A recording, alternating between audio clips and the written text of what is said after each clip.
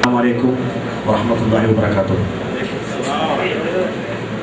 പ്രിയ നാട്ടുകാരെ, എൻ്റെ വേങ്ങരക്കാരെ, സന്തോഷം, 1000 സന്തോഷം. കുറെ കാലങ്ങളായി എൻ്റെ മനസ്സിൽ ഒരു ആഗ്രഹം ഉണ്ടായിട്ട് ഞാനൊരു 85-ൽ ജിദ്ദയിൽ വന്നൊരു പ്രവാസിയാണ്. ഉണ്ടായിരുന്നു വേങ്ങരക്കാർ. അന്ന് കമ്പി വിരിയാക, കമ്പി ഹുസിയാക്ക, നമ്മുടെ കമ്പി ഗ്രൂപ്പിൻ്റെ കൂടെ ഞാൻ അന്ന് താമസിക്കുന്നത്. അന്നൊരു വേങ്ങര ഹൗസ് ഉണ്ടായിരുന്നു റുവൈസിൽ. അത് പിന്നെ കാലക്രമേണ മാറുകയും പല സ്ഥലങ്ങളിലേക്ക് മാറിപ്പോവുകയും ചെയ്തതിന് ശേഷം പിന്നെയുള്ള വേങ്ങര ഹൗസാണ് നമ്മുടെ സലീമുൽ താമസിക്കുന്ന വേങ്ങര ഹൗസ്.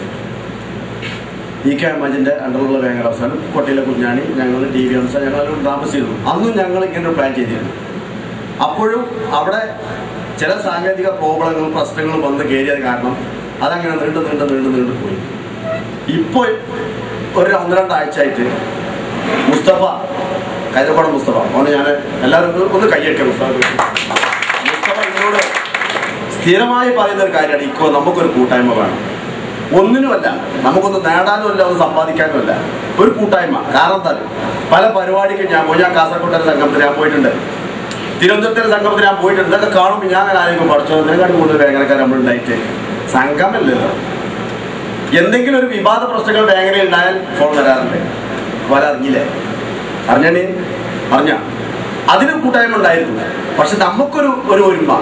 ഞാൻ പല പ്രാവശ്യം പറയാറുണ്ട്, ഷർഫിൽ നമ്മൾ കൂടുമ്പോൾ കാണുന്നില്ല ഇസ്ലാമിൽ എവിടെ അങ്ങോട്ട്. ഇന്ന് ഞാൻ ലിസ്റ്റ് എഴുതി ടോട്ടലാക്കി എഴുതിണ്ടാക്കിയപ്പോൾ നമ്മളൊരു 65 പേര് എൻ്റെ ഓർമ്മയിൽ വന്നിട്ടുള്ളൂ. എങ്കിലും ഞാൻ എല്ലാവരോടും ചോദിച്ചു, പറയും ആരാ നിങ്ങൾ നമ്മൾ ആരും വിട്ടുപോകാൻ പാടില്ല. കാരണം വേങ്ങരയാണ്. പുല്ലമ്പലൽ ഇക്ബാൽ എന്ന വ്യക്തിക്കല്ല പ്രാധാന്യം അവിടെ. വേങ്ങര അങ്ങാടിയുടെ വ്യക്തിയാണ്. അപ്പൊ ഞാനും നിങ്ങളും എല്ലാവരും വേങ്ങരയുടെ പ്രതിദാനം ചെയ്ത് നമ്മൾ പങ്കെടുക്കുമ്പോൾ അതിൽ ഒരുത്തം വിട്ടുപോയിട്ടുണ്ടെങ്കിൽ ഐ എം വെരി സോറി.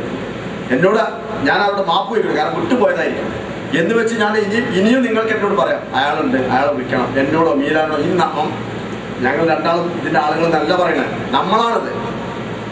കാരണം ഇത് അറിഞ്ഞു വേണം നാളെ മറ്റന്നാൾ ഒരാൾ ഇത് അറിഞ്ഞിട്ട് ഇതിന്റെ ഒരു പ്രശ്നം കേൾക്കുമ്പോൾ പറയുമോ എന്നോട് പറഞ്ഞില്ല, വിഷമം ഉണ്ടാവും. അതിനു വേണ്ടിയാണ് ഞാൻ പറഞ്ഞത്. പ്ലീസ്, നമ്മളിൽ ആരെങ്കിലും വിട്ടുപോയിട്ടുണ്ടെങ്കിൽ പറയാം. നമ്മൾ അടുത്ത പരിപാടി അടുത്തുണ്ടായിരിക്കുന്നതാണ്. അത് എഴുത്തുകാരുടെ ബുക്കിൽ ഞാൻ വായിച്ചിട്ടുണ്ട്, ഒരു ഗൾഫുകാരുടെ ജീവിതം എന്ന് പറഞ്ഞാൽ ഒരു ക്രിസ്മസ് ട്രീ പോലെയാണ്. അനീഫ കൊച്ചനൂര്, സോറി ഞാൻ മറന്നുപോയത്, അനീഫ കൊച്ചനൂര്. ഞാൻ ഇയാൾ എന്താണ് ഉദ്ദേശിക്കുന്നത്? ഒരു എഴുത്തുകാരൻ പറയാണ് ഒരു ഗൾഫുകാരുടെ ജീവിതം ക്രിസ്മസ് ട്രീ പോലെയാണ്. ഞാൻ വിചാരിച്ചു എന്താ കുറച്ചതിനേക്കാൾ ഡിസംബറിൽ മാത്രം പൂവും വെളിച്ചവും മാലയും ഒക്കെ ഇട്ട് അലങ്കരിച്ച് നിർത്തുന്ന ഒരു വൃക്ഷമാണത്. നക്ഷത്രം തലയിൽ കത്തിച്ചു നിർത്തി. ഡിസംബർ കഴിഞ്ഞ് ജനുവരി 1 ഓഫായി. പിന്നെ ആ ഡിസംബർ വരണം. അതുപോലെയാണ് നമ്മുടെ ജീവിതം. നമ്മൾ എന്ന് നാട്ടിലേക്ക് തിരിച്ചു വരുന്നു, നമുക്ക് നാട്ടുകാരും കൂട്ടുകാരും വീട്ടുകാരും ചെക്ക പോക്കാം. തിരിച്ചു പോരുമ്പോൾ കണ്ണീരും കയ്യിൽ അവൻ വീണ്ടും പോരുകയാണ്. കൊല്ലത്തിൽ ഒരിക്കലാണ് ഇവൻ പൂക്കുന്നത്. അയാൾ പറഞ്ഞത് വളരെ അംഗീകരിക്കേണ്ട കാര്യങ്ങളാണ്. പിന്നെ ഗൾഫുകാരനെ കുറിച്ച് പറയുമ്പോൾ അവര് ഈ ചാട കാണിച്ചില്ല ഗൾഫ് പ്ലേസ് സോറി എന്ന് പറയുന്നവർക്ക് പറയാനേ പറ്റുള്ളൂ. ഞാൻ എൻ്റെ ഓർമ്മയിൽ പണ്ട് എൻ്റെ ക്ലാസ്സിൽ പഠിപ്പിച്ചത് ടീച്ചർക്ക് ഞാൻ സോപ്പ് കൊടുത്തു. ഒരു സോപ്പ് ഇപ്പൊ ഇവിടെ 1 റിയാൽ 1.5 റിയാൽ വില സോപ്പ്.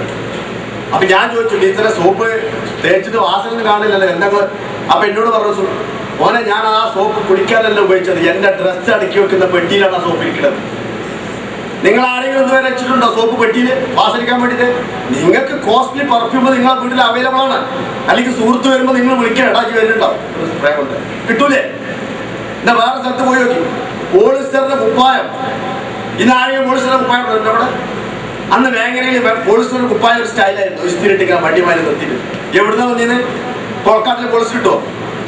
ബ്രദേഴ്സിൽ കിട്ടുമോ? ഇല്ല. ടാക്കായിരുന്നു പോയിരുന്നത്. ഇപ്പോഴല്ലേ നേരത്തെ 40 കിലോ ആക്കിയത്. അത് 40 കള്ളിപ്പെട്ടി, അതിന്റെ മുകളിൽ കിടക്കി പായി കട്ടിലേറ്റ് വന്നിട്ടുണ്ടോ? കൊച്ചി കരിപ്പൂർ എയർപോർട്ടിൽ ഇറങ്ങിയ ആളാ ഞാൻ. ആദ്യം ഞാൻ പോരുമ്പോ കൊച്ചി കരിപ്പൂർ എയർപോർട്ടില്ല, നെടുമ്പാശ്ശേരി കൊച്ചിയില് കോയമ്പത്തൂർ ഇറങ്ങിയിട്ട് അവിടുന്ന് കാറ് കാണാം, മുകളിൽ മഞ്ഞ അടിയിൽ കറുപ്പുള്ള ടാക്സി കാർ. പാർന്ന് നടക്കാൻ ബാഗൊക്കെ ഡിക്ക് അടഞ്ഞിട്ടുണ്ടാവില്ല. ഡിക്ക് വലിപ്പില്ലായിട്ടല്ല, പെട്ടി വലിപ്പേറിയിട്ടാണ്. പെട്ടി കിടക്ക കോറി കിടക്കി കിടന്നാണ് ഭയങ്കര സംഭവം. അന്ന് പാലുറപ്പാടത്തുനിന്ന് കൈത മുറിച്ചോന്ന് പായ കൊത്ത് കിടത്തിയത് വേങ്ങരക്കാർക്ക് പാലക്കാട്ടേടെ മീൻ ചക്കമിട്ടായി കൊടുക്കുമ്പോൾ പറഞ്ഞതല്ലോ വേങ്ങരമിട്ടായി. എന്റെ അമ്മാനോടെ എന്റെ അമ്മനെ ഞാൻ കേട്ടു.